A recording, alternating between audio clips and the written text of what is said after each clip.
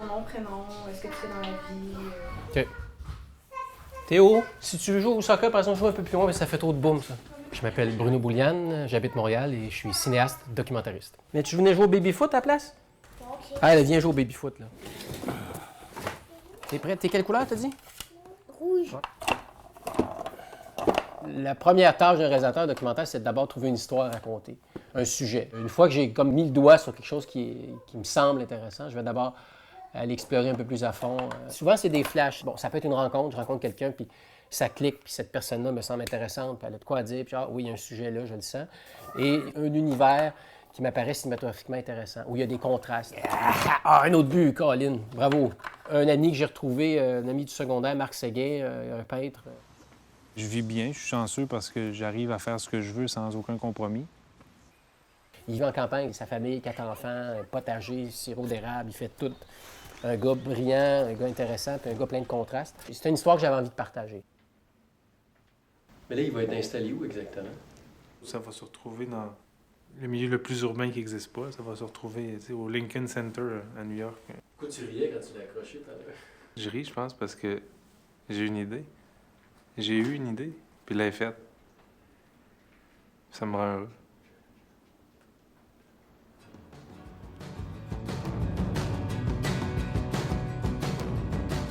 Moi, je peux-tu faire un but? Je veux faire un but, OK? Non. Allez! Non, tu dois... Au Québec, la majorité des documentaires sont déclenchés à partir d'un intérêt officiel d'un télédiffuseur, que ce soit Radio-Canada, Télé-Québec. Là, c'est une espèce de pitch de vente qu'on fait par rapport au sujet.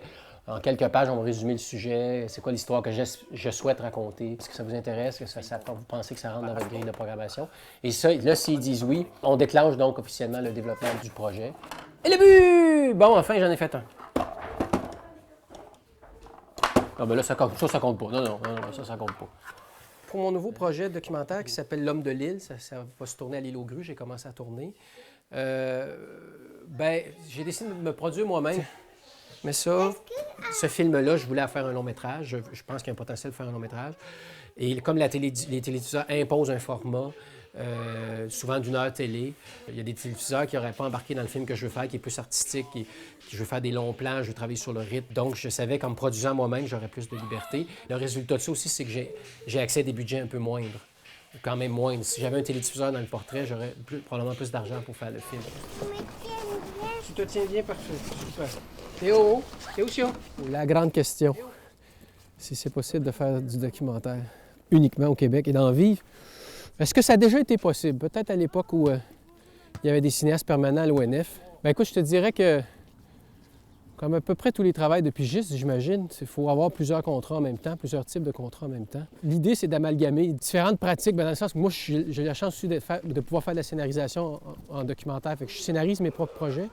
Je peux scénariser pour d'autres projets aussi. Mais faire uniquement du documentaire comme réalisateur, c'est de plus en plus difficile parce que le marché, en tout cas au niveau télévisuel, en achète de moins en moins. Bon, on est arrivé, Coco. Ali, de vivre du documentaire, bon. Oui, il y a toute la question d'être souple, de la pige, être imaginatif, penser toujours à l'avance, mais il y a aussi un contexte familial et de couple qui peut aider. Tu sais, moi, ma blonde, ma conjointe, a un emploi stable, elle est salariée avec une certaine sécurité d'emploi. C'est que ça aide beaucoup, là, tu sais, quand il y a des crues ou quoi que ce soit, ou même par rapport à la planification minimale qu'on a faite quand on a décidé d'avoir des enfants. Tu sais, si on avait été 2 pigistes, ça n'aurait pas été la même chanson. Là. Bravo! Encore! Les moyens de financement pour financer nos documentaires sont encore calqués sur le modèle de la télé. Quand un télédiffuseur te dit oui, bien, ça fait en sorte qu'il te dit « OK, j'embarque dans ce projet-là en développement et ou en production ». Et donc, il y a une garantie de diffusion quand le film va être terminé. Là, ça te permet d'aller voir les autres bailleurs de fonds, la SODEC, Téléfilm Canada ou le Fonds des médias du Canada, les programmes de crédit d'impôt. Si tu n'as pas de télédiffuseur, tu ne peux pas aller voir ces bailleurs de fonds-là. Les télédiffuseurs ont le gros bout du bâton depuis longtemps.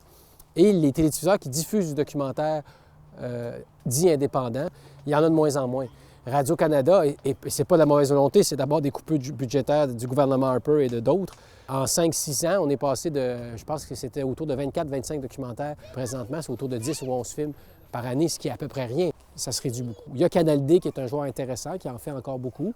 Oui, il y a sa programmation de séries documentaires un peu formatée, mais il y a quand même une grille horaire de long métrage documentaire qui est le seul à l'heure actuelle au Québec à le faire.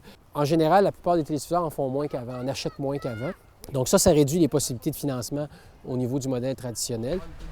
La réalité fait que de plus en plus, on va pouvoir diffuser nos œuvres sur le web, sauf que les budgets ne suivent pas pour le moment par rapport au web. Si on veut que le documentaire prenne toute la place qu'il pourrait avoir sur le web, bien, il faut que les joueurs du web financent ce documentaire-là et non plus seulement les joueurs de la télé.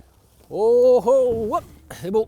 Je suis membre de l'Association des réalisateurs et réalisatrices du Québec depuis 2007 et je suis membre du conseil d'administration de l'ARC, donc la même association depuis 2012. On a reformé un comité qui existait déjà au sein de l'ARC qui s'appelle le comité documentaire. Et un des dossiers qui nous est apparu les plus importants, c'est de réaliser une étude sérieuse et scientifique sur les conditions de travail du métier de documentariste. Il n'y avait jamais eu aucune étude de réaliser, en tout cas depuis les 20 dernières années, sur quelle incidence les coupes dans les budgets ou les changements dans les modalités de production, la multiplication des plateformes de diffusion ont sur les réalisateurs et les réalisatrices eux-mêmes au niveau, oui, de leur salaire, de leurs tâches. Et le but, c'est d'aller chercher des outils actuels avec des données les plus récentes possibles pour ensuite avoir des outils pour aller faire du lobbying au niveau des bailleurs de fonds, des institutions, des gouvernements.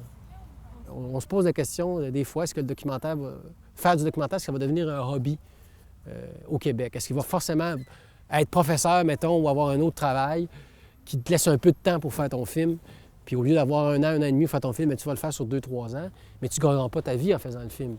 C'est un acte de foi, puis bon, certains diront avec raison que c'est de plus en plus ça. C'est déjà ça, beaucoup. Mais notre inquiétude, en tant que milieu, en tant que cinéaste, c'est que ça devienne de plus en plus la norme.